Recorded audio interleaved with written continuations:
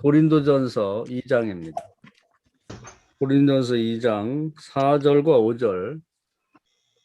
제가 읽겠습니다. 예. 내 말과 내 전도함이 지혜에 권하는 말로 하지 아니하고 다만 성령의 나타남과 능력으로 하여 너희 믿음이 사람의 지혜에 있지 아니하고 다만 하나님의 능력에 있게 하려 하였노라. 아멘. 아멘.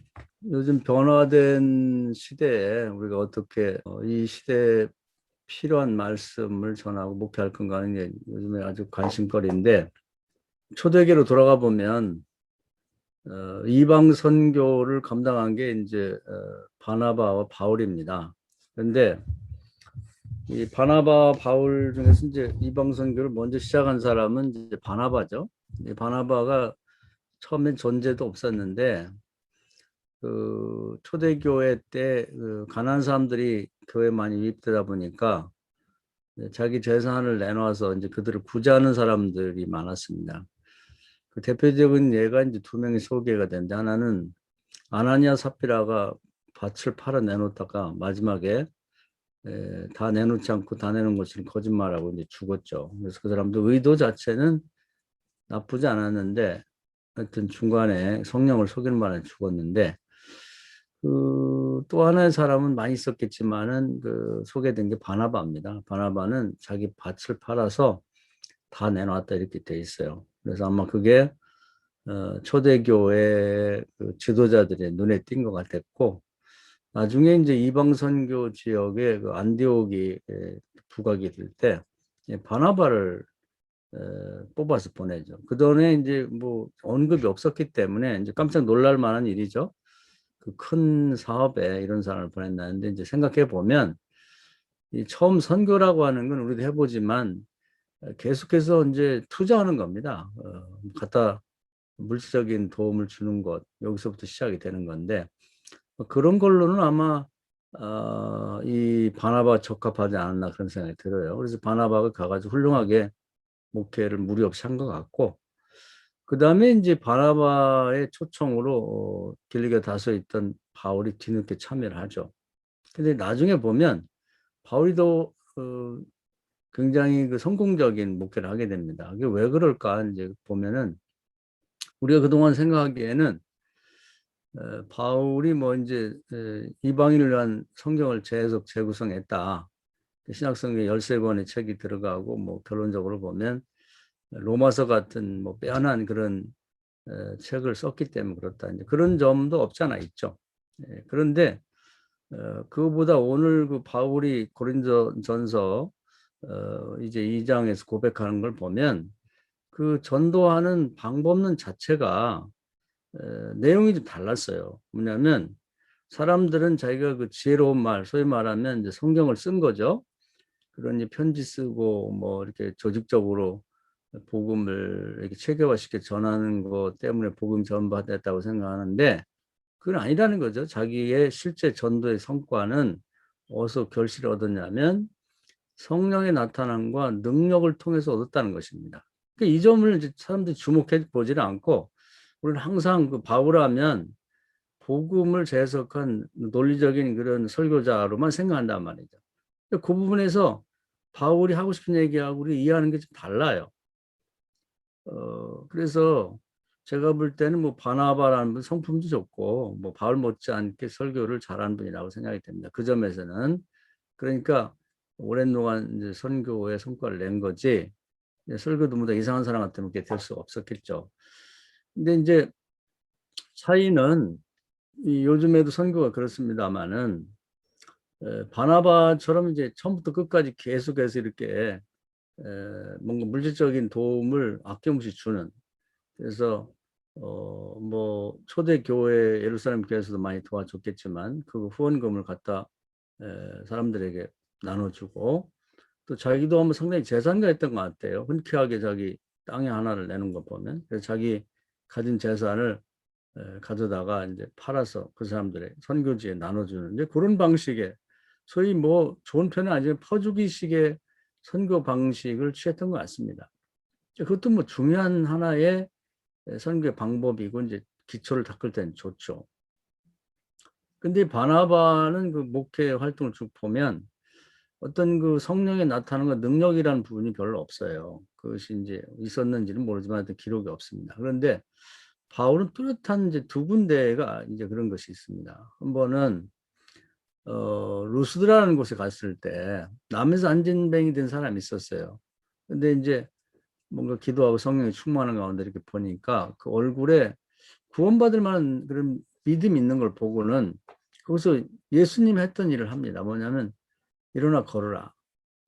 그러니까 나면서 소경됐거나 하면서 안진뱅이 된 사람은 정말 성령과 성령의 나타남과 그리고 그에게 믿음이 있을 때 하나님의 능력이 아니면 그걸 치료할 수 없거든요. 그러니까 그것이 바울이 이제 보통 이제 선교사들과 다른 점이었다는 거예요. 그러니까 바람 없는 말 천리 간다고 그런 바울이 실제 모든 사람이 모인 현장에서 그런 이제 능력을 하나님의 능력, 사람의 힘과 능으로 안 되는 건 스가랴서 말씀처럼 하나님의 힘, 능력을 빌려서 도전하고 그것을 거기서 붙잡아 일으키죠. 뭐 손도 안 대고 사실은 말로 그 사람 믿음이 워낙 강했기 여겨졌기 때문에 일어나 걸으라고 하는 명령을 통해서 그걸 치료하게 됩니다. 그러면서 이제 사람들이 나중에 보면 아, 이 사람은 사람의 신이다. 그러면서 제사까지 드리려고 하는 그런 이제 어떤 뭐 에피소드도 발생하고 그랬었는데 그 점이 바울 자신에게 그렇고 바울을 만난 사람들에게 큰 어떤 충격을 줬다고 볼 수가 있는 거죠. 아, 이런 세계가 있구나.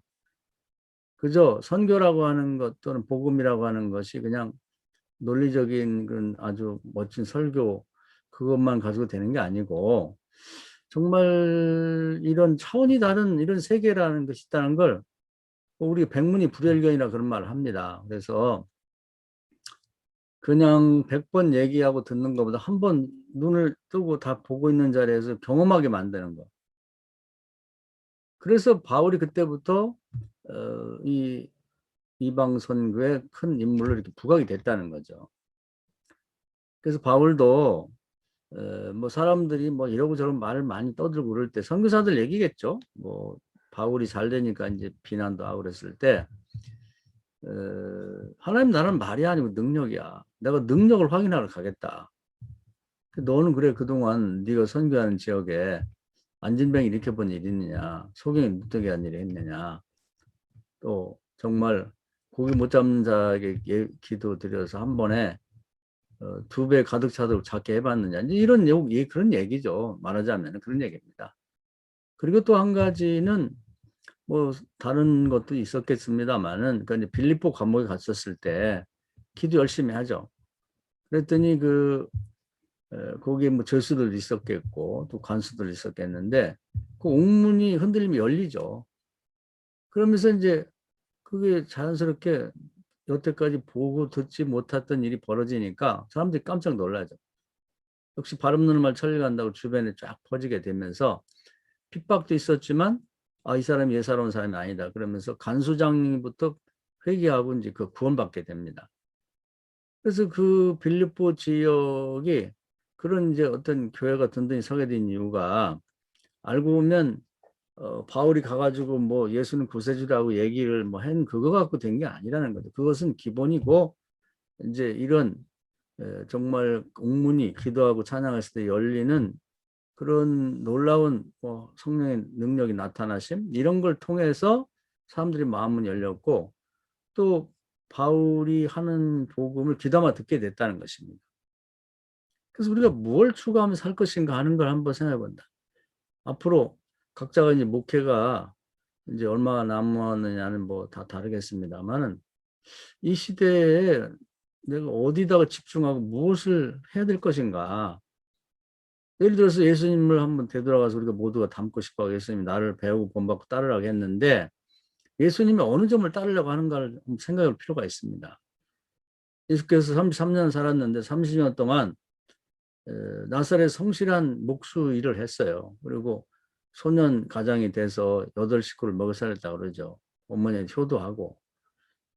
그 성실하고 가족, 동생들 잘 보살피고 말없이 노력해서 어머니에 순종하고 그러면서 효자로 살았다고 하는 것 가지고 예수가 구세주라고 말할 수 있냐 말이죠. 그리고 그런 예수님에 대해서 이 정도면 되지 않냐. 요즘에 이제 예수는 구세주라 안 하는 사람들 이제 그런 얘기를 많이 해요. 성실한 인간. 근데 예수께서 정말 그렇게 살았는데 우리가 사람들에게 예수가 그리스도야. 그렇게 말했을 때 그게 과연 믿어졌겠냐는 얘기입니다. 그리고 나중에 이제 세상에 등장을 해가지고 아주 멋진 설교를 하죠. 그 설교 대표로 보면 산상수훈인데 뭐 처음부터 끝까지 한 자도 빼놓을 거 없이 아주 멋진 얘기를 다 모아서 아주 멋진 설교를 합니다. 그리고 집으로 갔어요. 그리고 또 계속 목수만 하는 거야. 엄마한테 효도하고 동생들 사랑하고. 그래서 구세주라고 했을 때 그거 과연 믿어졌겠냐 그 말입니다. 우리는 대부분이 거기까지 예수를 믿으려고 그래요. 그러니까 예수를 구세주라고 알고 멋진 설교, 그러니까 산상수훈 같은 정말 역사에 남을 만한 설교를 해야 되겠다. 그래서 공부 열심히 하고 설교를 배우러 다니고 뭐 하여튼 여러 가지 뭐 철학하는 이유도 그런 것 중에 하나겠죠. 멋진 설교를 좀 하고 싶다.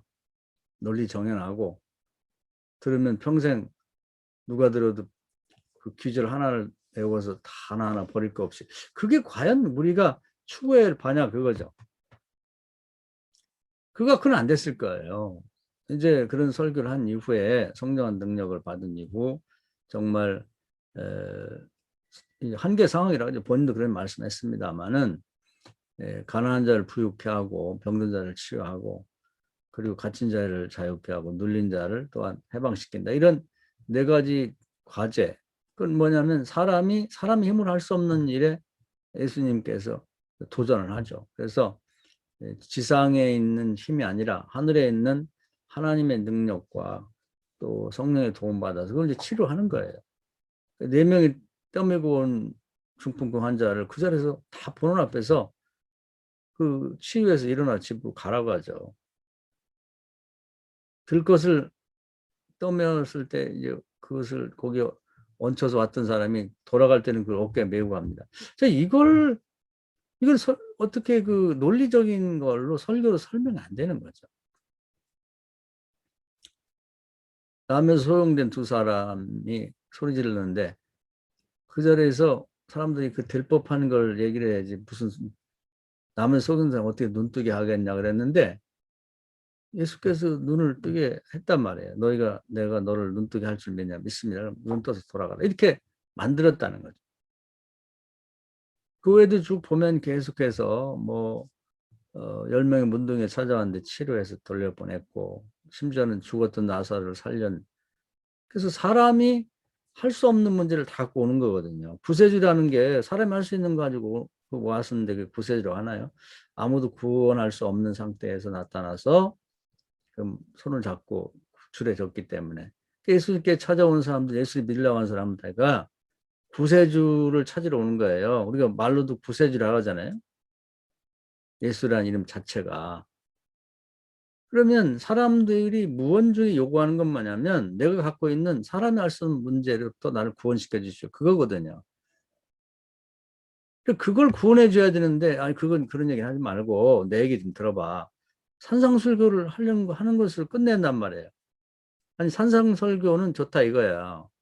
그 말고 지금 내가 죽게 생겼으니까 일단 나를 좀 살려주고 그 다음에 얘기합시다 이건데 우리는 내 얘기를 다 들은 다음에 그 다음에 이제 뭐 구원이고 뭐 그때 얘기를 하자. 그런데 그게 아니라 지금 물에 빠진 사람을 일단 건져내는 것부터 하라는 거죠. 그래서 우리는 정말 우리가 처한 상황, 나 자신도 마찬가지고 가족도 마찬가지고 교인도 그렇고 그 지역도 마찬가지고 거기서 도저히 사람이 해결할 수 없는 문제로 그것을 내 도전의 과제로 삼고 해결의 과제로 삼아야지 그게 목회라는 겁니다.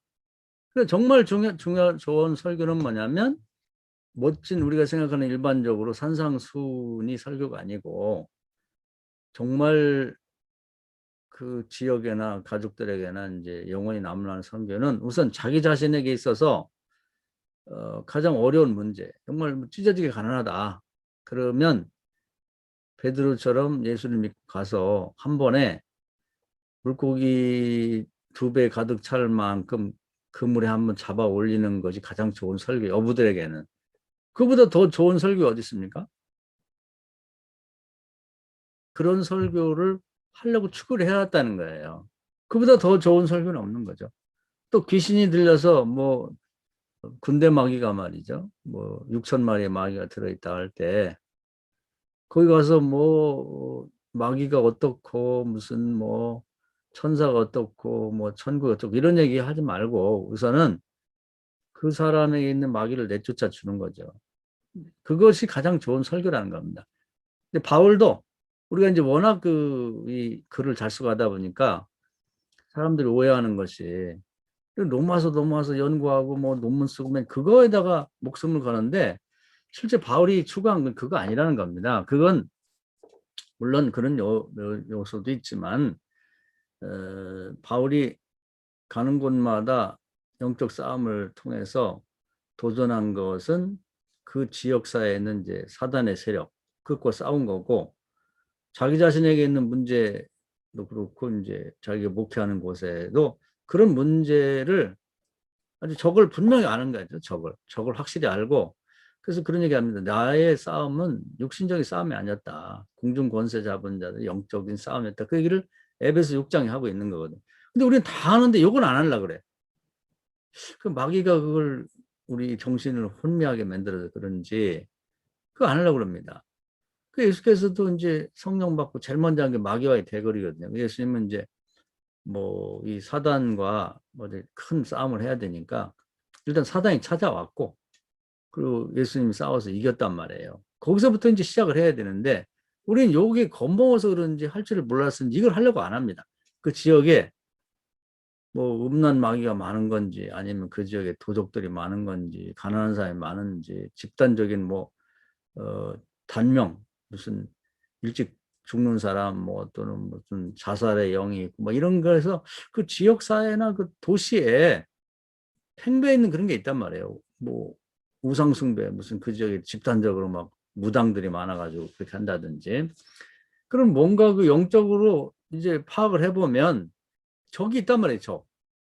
영적인 적.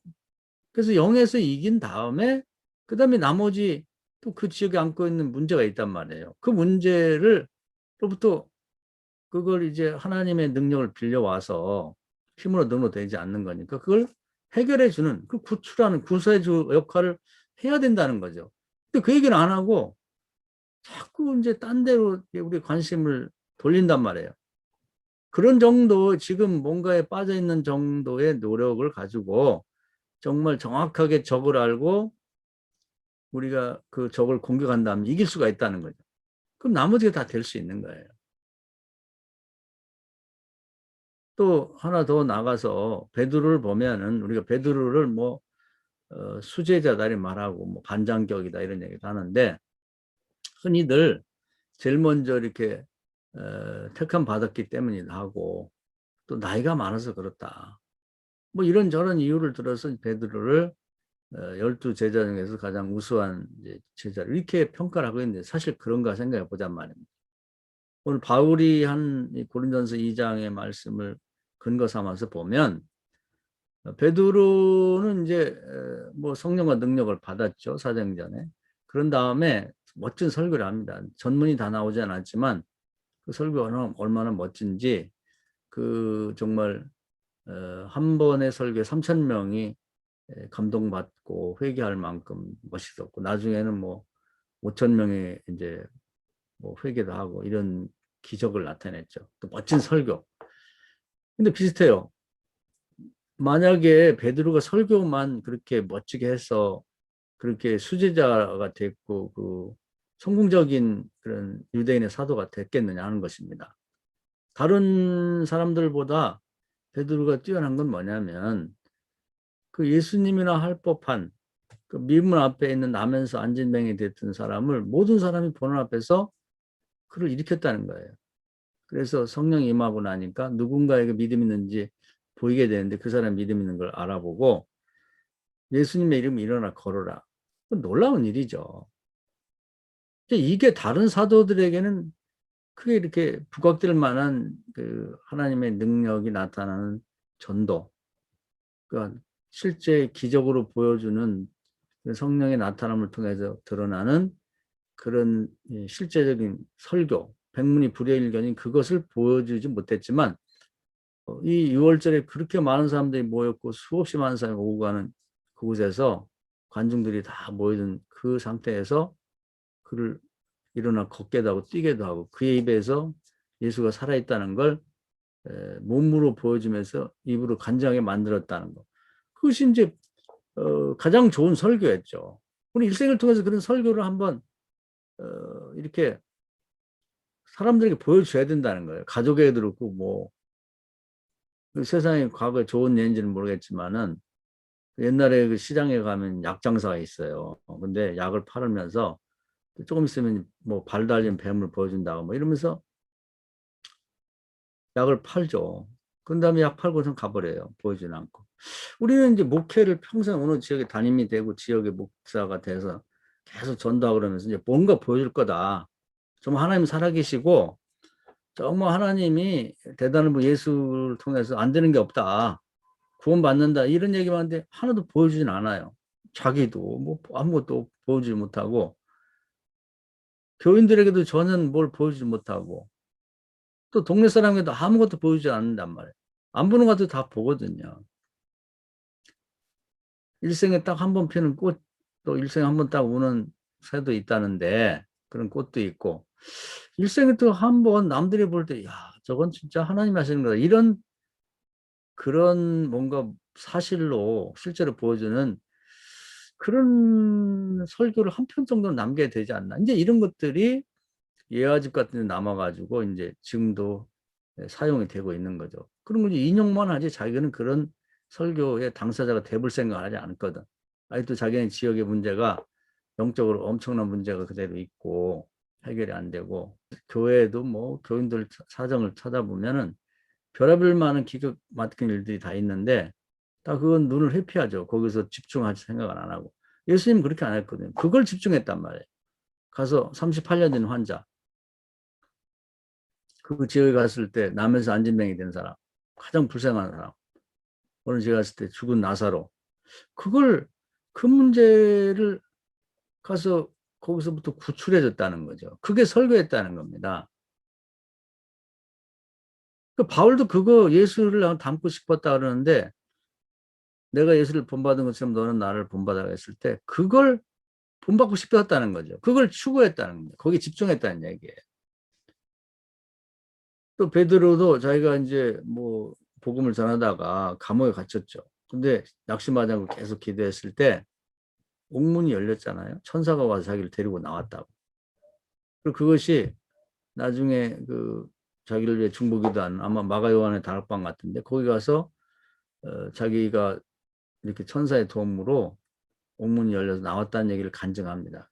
그래서 깜짝 놀라고 사람들 인사하고 그 사람들이 피해드릴까 봐 딴 곳을 갔지만 그때 이제 사람들이 놀란 거죠. 야, 이게 정말 이런 일이 가능하구나. 그래서 베드로가 정말 거기 가서 이제 그 사도 요한의 형이 야고보가 잡혔다 죽였잖아요. 아마 거기 그냥 있었으면 살해당할 수도 있습니다. 그런데 그 죽음에서 살아나왔거든. 건진받아 나온 자기 몸으로 보여줬단 말이에요.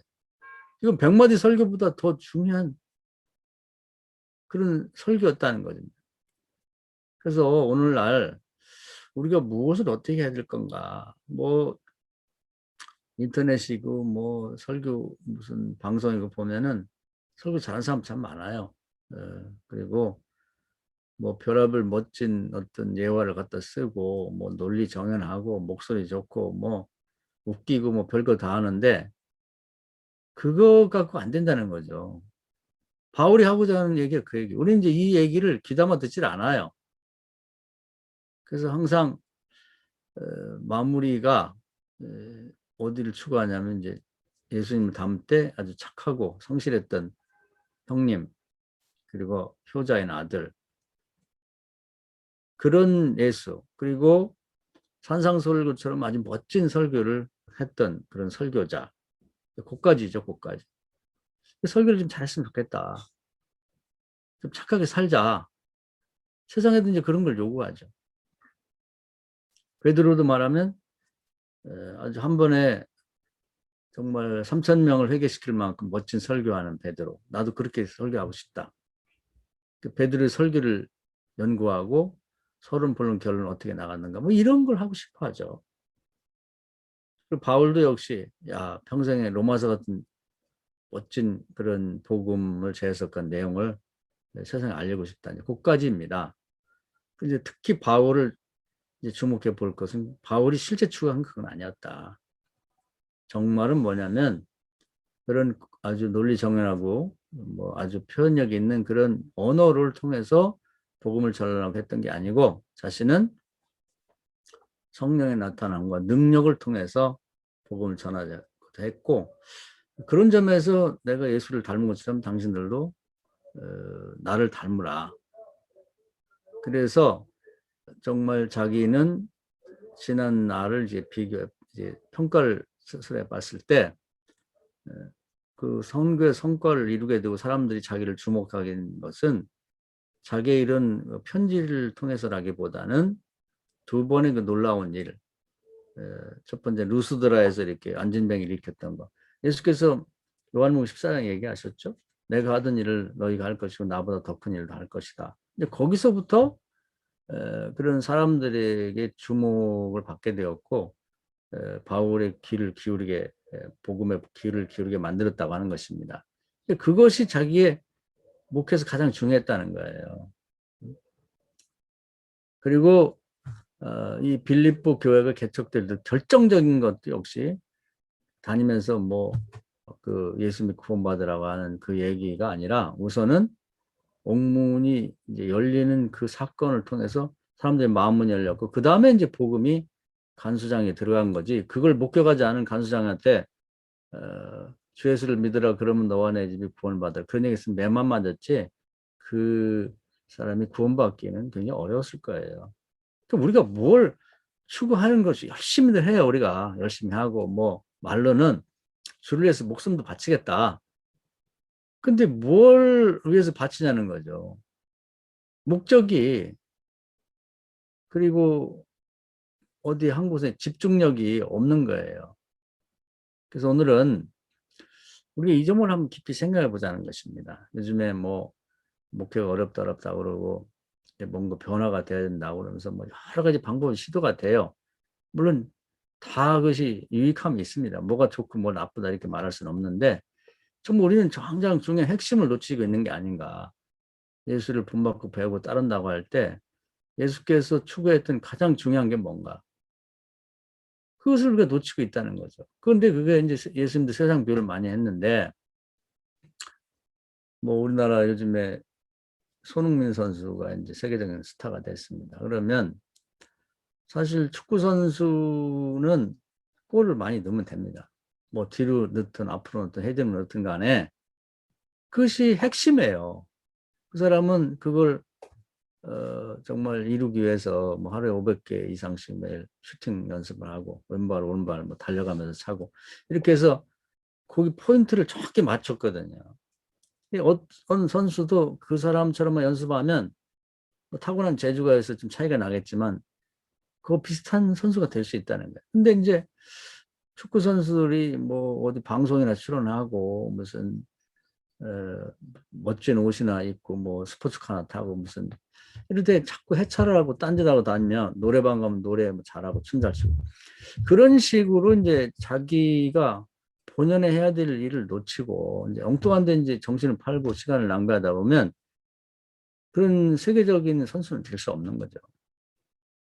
바울도 그런 얘기를 했습니다. 내가 그동안에 가진 게 많았다. 뭐 부자였죠. 그리고 또 바리새파 귀족이고 또 그 당시 인기가 지금도 인기가 있습니다만은 최고의 학력인 가말리엘 문화에 들어가서 율법 랍비가 됐고 로마 시민권도 갖고 그런데 이제 거기 다 관심을 갖고 뭐 바리새파 귀족 모임에도 가야지 어떻게 얻은 건데 로마 시민권자들의 뭐 정치에 참여를 해야지 또 뭐 율법 학자들 권위 있는 랍비들의 모임에 가서 또 한 자리 찾아서 한마디 해야지 뭐 이런 식으로 해서는 이 중요한 걸 놓치는 거죠.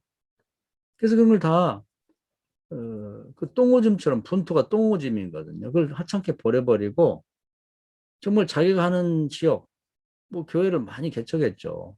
여기서 영적인 차원에서 봤을 때 이게 가장 큰 문제가 이게 뭐냐. 아, 저기는 우상에 뭔가 그 산당이 있다. 그것을 파괴시켜야겠다. 그것이 타켓을 정한 다음 영적 싸움을 거는 거죠. 사람은 할 수 없는 일이 하나님의 능력을 빌려가지고 그 우상의 산당 자체가 없어지도록 만들면서 그것 때문에 매도 맞고 뭐 어려움도 당하겠지만 그럼 내가 마땅히 감사해야 될 일이 그게 나 십자가다. 이런 마음을 갖고 정확하게 포인트를 잡고 지피지기면 백전백승이라는데 적이 누군지도 모르고 싸우다 보니까 그냥 뭐 우리 월남전에 그랬다는데 저기를 보지 않고 말이죠. 겁먹은 애들은 눈 꼭 감고 막 아무 데나 대고 막 총알을 쐈다는 거예요. 이런 식으로 목회를 해서는 안 된다는 겁니다. 그래서 우리는 다시 한번 나에게 있어서 내가 일생 동안 가장 큰 문제는 뭐냐. 그러면 그 문제를 붙들고 내가 100마디, 1000마디 말보다 그 문제를 해결해 주는 것을 자식들에게나 뭐 각각의 아내나 교인들에게 보여주라는 것이죠. 보여줘라. 또 교회 교인들 중에도 가장 사람 해결할 수 없는 문제를 안고 있는 사람을 붙들고 금식을 하든 뭐 둥글든 하여튼 뭐 무슨 짓을 해서라든지 그걸 해결해 주라는 거죠. 그보다 더 좋은 설교는 없는 거죠. 그 블루 마르트라는 제가 상당히 좋아하는 그런 독일의 그 목사가 있어요. 근데 그 아버지도 목사고 자기도 목사였는데 그 양반이 그 동네에 갔을 때 한 여자아이가 아주 지독한 귀신에 들려가지고 막 소리 지르고 막 넘어지면 그 아주 이 거품 흘리며 다 반쯤 죽었다가 이제 돌아오더라고 그랬는데 그 여자 때문에 아주 영적으로 그 지역에는 마치 그 거라사의 광인이 있는 지역 같이 아주 영적으로 아주 고통스러운 지역이었다는 겁니다. 근데 계속해서 가서 찬양하고 예배 드려주고 그러는데 결국 어느 날인가 그 사탄이 떠났다는 거예요. 뭐 어떤 여자 뭐 이모라고 표현되기도 하는데 그 여자를 통해서 예수가 이겼다 그러면서 갔다는 거예요. 그래서 멀쩡한 아이로 돌아왔어요. 그 처녀가. 그래서 양녀를 삼아가지고 집에서 이제 일도 같이 살면서 돌아보고 그랬는데 그때부터 놀라운 일이 벌어졌다는 겁니다. 뭐냐면 특별히 뭐 나가서 무슨 전도지를 돌리거나 아주 멋진 그 공교한 말, 아주 잘 다듬어진 연마된 그런 내용의 복음을 갖고 전한 것도 아닌데 사람들이 찾아오는 거예요. 계속. 어찌하여 내가 구원을 받겠는가. 그건 시골이었다고 그럽니다. 그래서 계속 하루에 몇 명씩 계속 동네 사람들이 주변 멀리서도 오고 가까이서도 오고 그래서 그 지역 전체가 복음화됐다는 거예요. 할렐루야. 요즘에 그 전도가 이렇게 되지 않나 저는 그런 생각을 합니다. 그 블루마르트 아버지와 아들이 잘하는 것은 뭐냐면 그 지역에 가서 영적으로 문제를 일으키고 있는 거라사의 광인 같은 그거 타켓을 잡은 거 적을 저게 적이구나. 그리고 이건 우리가 정확히만 알고 있으면 지루할 수는 있어요. 때와 기한은 모르니까. 그런데 이기는 거죠. 이게 이렇게 싸우는 거죠. 왜냐하면 하나님이 함께 하시기 때문에 이런 전쟁은 하나님이 내가 앞서 싸운다는 전쟁이거든요. 영적 전쟁이기 때문에. 근데 우리는 이제 이 적을 몰라요. 지피지기가 안 되는 거야. 적이 누군지를 모르는 거예요. 적을 잘못 선택하고 있는 거예요. 우리는 뭐 요즘 보면은 뭐 나쁘다고 볼 수는 없어요. 그런데 탁구를 친다든지 뭐 무슨 뭐 테니스를 친다 했을 때 아, 내가 반드시 올해는 저 사람을 내가 반드시 이긴다. 목사일 수도 있고 일반인인데 아, 좀 친다고 깐족거리고 아주 그런데 갈 때마다 기분 나쁘고 반드시 이번에는 올해 목표는 저걸 내가 반드시 까부순다. 그래서 아침 저녁으로 가서 연습도 하고 혼자 뭐 옥상을 저도 그런 때가 있습니다. 제 얘기예요. 그래서 서브 연습도 한 200개, 300개 하고 그다음에 1시간씩 스윙 연습도 하고 그게 타켓이 돼서는 안 되는데 이런 식으로 뭔가 다른 곳에 자꾸 눈길을 딴 데 둔다는 거예요. 그래서 그 점을 우리가 한번 생각해 보자는 겁니다. 다시 한번. 그래서 이제 출애굽기 14장 13절을 제가 좋아하는데 거기 보면 이 지금 뒤에서는 애국 군대가 오고 앞에는 홍해가 가로놓여 있는데 거기서 뭘 해야 되겠어요? 우리가 홍해를 가려야 되겠죠? 모든 사람 앞에서 하나님의 능력을 빌려가지고 그보다 더 좋은 설교가 있을까? 여기서 뭐 정말 예수님보다 더 뛰어난 그런 멋진 설교를 그냥 뭐 아주 뭐 1시간, 2시간 멋지게 아무것도 되는 거 없어. 다 죽었어. 구세주니까 구원해야죠. 하나님 저 홍해를 갈라주십시오. 이건 하나님만 할 수가 있으니까 힘으로 능로 되지 않는 거죠. 하나님의 능력이 필요한 건데 하나님은 그걸 갖다 쓰라는 거거든요. 끊임없이. 그래서 문제가 뭐냐를 봐야죠. 그것은 홍해를 가르는 게 문제라고.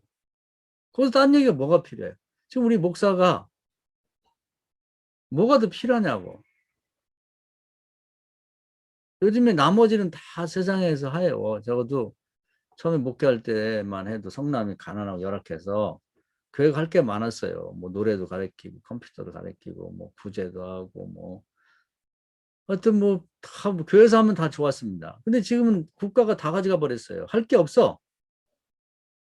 뭐가 남았냐 국가가 못하는 게.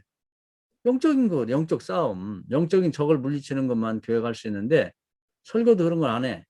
목사도 그런 생각 안 해요. 그건 목숨을 걸어야죠. 망신도 당할 수가 있고. 그런데 이 지팡이를 들고 지팡이 드는 것은 이제 모색하는 거고 하나님 저 홍해를 갈라주십시오. 그런 다음에 뭐라는 얘기를 하냐면 너희는 가만히 있어서 내가 하나님 됨을 볼지어다. 다시 말해서 하나님이 하시는 일을 보라는 거예요. 그 사람들에게도 봐라.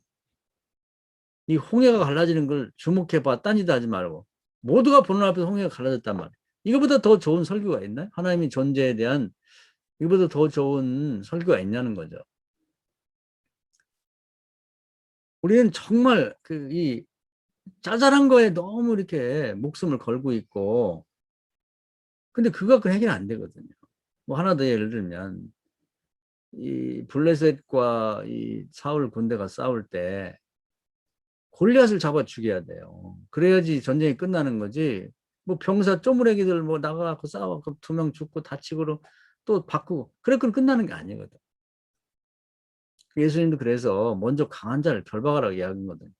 뭔가 자기 자신의 문제도 그렇고 자기 가족의 문제도 그렇고 교회의 문제도 그렇고 지역의 문제도 그렇고 강한 자를 탁해서 잡으라는 거예요. 예수님이 맨 처음에 사탄을 만났잖아. 우두머리를. 까 부쉈단 말이에요. 거기서부터 일이 되는 거지. 홍해가 가는 홍해를 가르는 걸 해야지 뭐 삽자루 갖고 뭐 파고 어쩌고 그렇게 하지 말라는 거지. 입을 크게 벌리라는 말도 시편에 보면 나오는데요. 예를 들면 아까 성전 미문의 얘기를 했는데 그 우리가 기도할 때 성전 미문에 있는 안진뱅이를 만나서 축복하면서 하나님 그냥 동양 주는 사람이 평생 끊이지 않게 하시고 그리고 누군가 와서 좀 이렇게 요즘 같은 휠체어 좀 사주게 해주세요. 아니면 목발 좀 멋지는 거 사주게 해주십시오. 기왕이면 그렇게 그런 식으로 그 사람도 할 수 있는 거거든. 맘만 먹으면. 그러니까 이렇게 기도하면 안 되나? 일어나 걸어라. 이게 입을 크게 벌리는 거고 먼저 강한 자를 결박하는 것이 된다는 거죠. 우리는 적이 누군지도 몰라요. 아직도. 적이 두려워서 눈을 감고 쳐다보려고 하지 않아. 그렇게 해서는 안 된다는 거. 평생 가야 제대로 된 설교 한 편을 보여주지 못한다는 겁니다. 자기도 그런 설교를 못하고 어떤 설교? 하나님의 성령과 능력이 나타나는 설교, 몸으로 보여주고 실제로 보여주는 백문이 불여일견인 그런 것을 보여주지 않는다는 거죠. 하나님 나라는 말에 있지 않고 능력이 있단 말이에요. 어떤 능력? 홍해를 갈랐느냐? 안진병이 일으켰느냐? 아니면 자기 자신이 정말 죽음의 위기에 처했는데 살아 보여줬느냐? 나를 보라. 그게 있느냐는 거죠. 그래서 우리는 지금부터 이제 다시 한번 생각해 봐야 될 것 같아요. 로마서만 자꾸 볼 게 아니라 신앙을 공부의 대상으로 생각하는 게 큰 문제라는 거죠. 응? 신학대학 같은 데는 또 이런 능력과 성령을 추구하는 걸 비난해요. 교수들이. 이게 정신 나간 사람들이라는 거예요. 바울은 뭐 입에 달고 사는데 바울을 모르는 거예요, 전혀. 바울이 분명히 얘기했잖아요. 자기가 추구한 건 말이 아니고 능력이고 자기의 설교는 공교한 말이라는 게 로마서 같은 걸 뜻하는 거예요. 조직적이고 논리 정연한 그걸 추구한 게 아니라는 거죠. 거기서 성과를 낸 게 아니라는 거예요. 실제는 하나님의 성령과 능력이 나타내서 성과가 나타나는 거다. 이 얘기를 하는 것입니다. 우리는 이제 잘못된 교육을 받아가지고 그런 설교하는 걸 부끄럽게 생각하고 뭔 기적이 요즘에 나타나냐는 도 그런 사람들을 비난하고 그래서 저는 아직도 가난하고 아직도 아프고 아직도 그 귀신에 시달리고 아직도 뭐 문제에 갇혀 있고 뭐 온갖 그렇게 하시면서 예수 믿고 복 받으세요. 예수 믿고 구원 받으세요. 너나 잘해. 이거잖아요, 이거. 어? 네 주제나 보고 너나 잘해라고. 뭔 사람들이 듣고 싶은 것은 귀로 듣는 것보다 먼저 보고 싶은 거예요. 그래, 회 일어나고 보여줘. 축구 선수는 골 넣는 걸로 끝나는 거지. 그걸로 보여주면 되는 거지. 그러면 거기서 다 나와요. 명예도 있고, 뭐 돈도 나오고, 뭐 지위도 없고 다 나오는 거거든. 다른 게 뭐가 필요합니까? 그것이 필요한 거지. 우리 목사들에게서는 가장 필요한 게 바로 이겁니다. 우리가 오늘 한번 이렇게 생각하다가는 다들 굶어 죽게 생겼어요. 목사들이 굶어 죽게 생겼다고. 일단은 뭐 다른 걸 내비두고 그래서 지금 더 좋은 설교를 못해서 부흥이 안 되냐? 그게 아니거든요. 학력이 얼마나 올라가요? 지금 되게 보면 대학원들은 다 나왔고 이제 박사학위도 웬만하면 다 받고 그러는데 박사를 앞으로 10개 더 받으면 교회가 부흥될까요? 그거 아니라니까요. 바울은 다 버렸다는데 왜 그걸 자꾸 가지려고 하냐고. 버렸다는데. 바울은 여러 가지를 다 버렸어요. 근데 부자 청년은 그까지 그 돈 하나 있었는데 돈을 못 버려서 예수님 버렸다고 그냥 돈 따라가겠다고 갔거든요. 우리가 아직 버리지 못하고 있는 게 뭔가 그거 대단하게 알량한 거 뭘 갖고 그거 갖고 지금 계속 그 자랑거리 삼는 거 한번 버릴 필요가 있어요. 그리고 바울의 얘기를 귀담아 들 필요가 있다.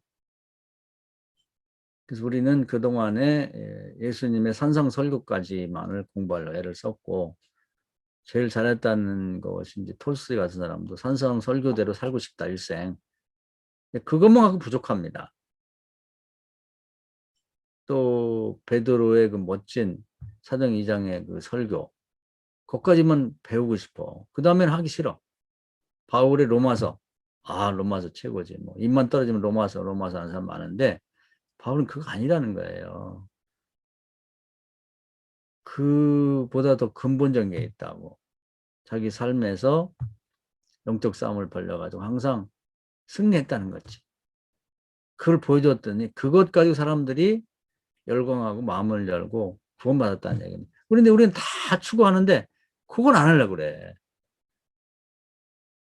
우리가 홍해바다 앞에 있거든요. 내 앞에 있는 홍해바다가 누구냐? 뭐냐? 그걸 도전해야 된다니까요. 우리가 목회 그만둘 때까지. 그걸 통해서 보여줘야 돼. 또 내 앞에 있는 골리앗을 잡아야 돼. 타켓을 잡아야지.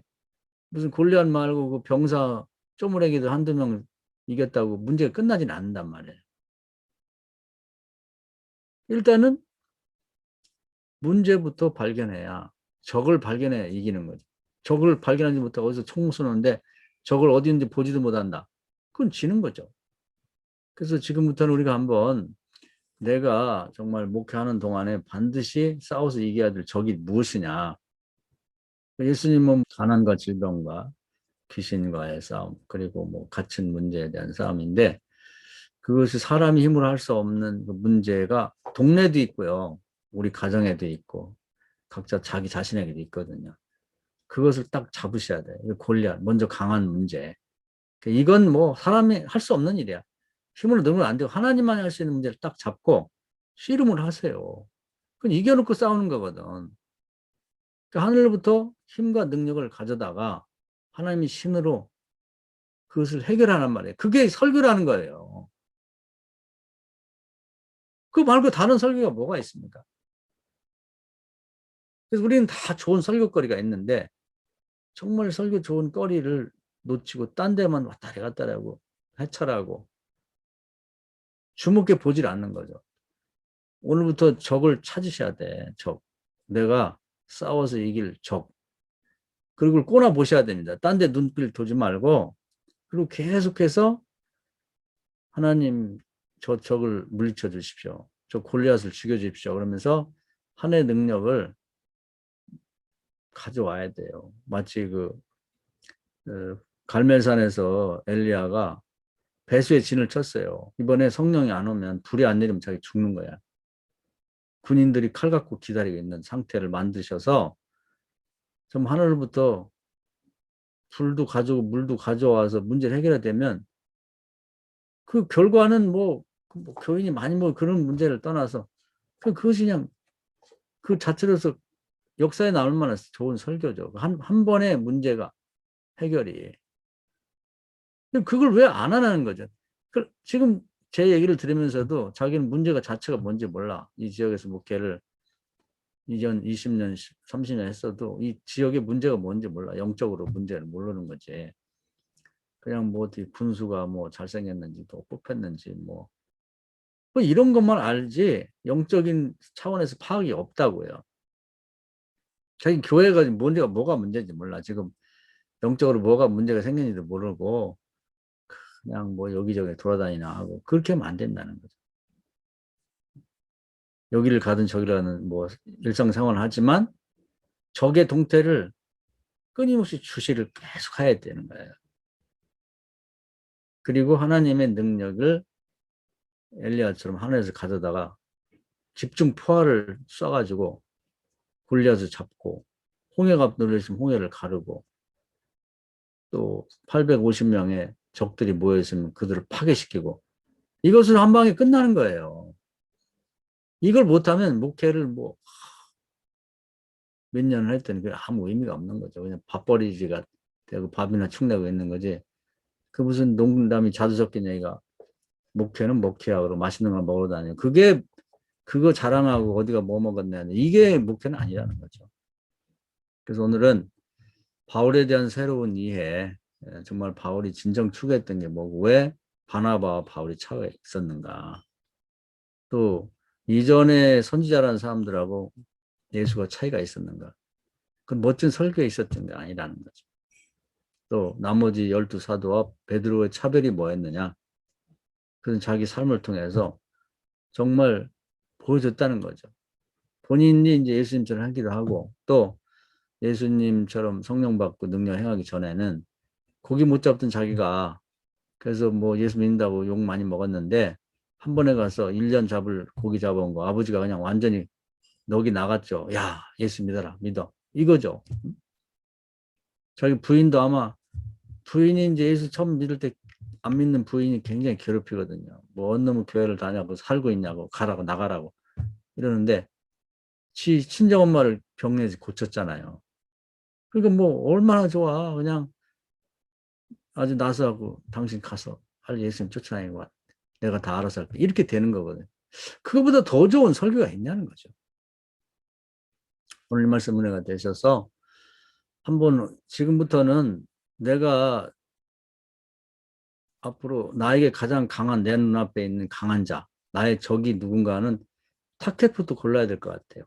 그리고 그걸 동태를 주시하고 계속해서 하나님의 능력과 또 하나님의 그런 어떤 성령을 가져와서 이렇게 도움을 구해가지고 정말 누가 봐도 내가 생각해도 그렇고 가족이 생각해도 교인도 그렇고 지역 사람이 봐도 야 저건 하나님이 하신 거지 사람 할 수 없는 일이야. 그런 일을 한번 성과를 내보자 이 말입니다. 나라도 마찬가지예요. 나라도 성과를 내야지 그 얘기를 듣는 거지. 우리나라가 요즘에 뭐 집 8에 들어갔다 뭐 이런 얘기를 하는데 우리나라 반도체도 잘 만들고 뭐 응? 컴퓨터도 잘 만들고 배터리도 잘 만들고 뭐 성과를 내니까 한국하고 얘기를 들으려고 하는 거지. 말만 잘해. 그냥 입만 살아가지고 그냥 그러면 아유 저 죽어도 입만 뜨겠다. 누가 듣냐고요. 국가도 마찬가지야. 우리가 70년 만에 뭐 세계 뭐 5위 무역 대국이 되고 무슨 여러 가지 면에서 뭐 강대국의 반열을 얻었다고 하니까 한국 사람 얘기를 들으려고 하는 거예요. 언어도 배우고 뭐 그냥 뭐든지 귀 기울이잖아요. 우리가 그 뭐 나라가 이렇게 흥하는 것도 좋은 일이지만 교회는 망하고 있잖아 지금. 왜 망하느냐? 입만 살아서 그래, 입만.